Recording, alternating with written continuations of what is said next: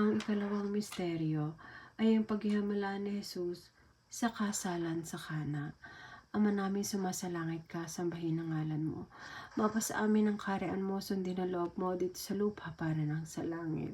Bigyan niyo po kami ngayon ng aming kakanin sa araw-araw at patawarin niyo po kami sa aming mga sala para nagpatatawad namin sa nagkakasala sa amin. At huwag po yung tulad sa tukso at igyam kami sa lahat ng masama. Aba, Ginoong Maria, napupuno ka ng grasya, ang Panginoon Diyos ay sumasa iyo. Bukod ka pinagpala sa babaeng lahat, pinagpala naman ang iyong anak na si Jesus. Santa Maria ng Diyos, panalangin mo kayong kasalanan ngayon at ng Aba, kamamatay. Ginoong Maria, napupuno ka ng grasya, ang Panginoon Diyos ay sumasa iyo.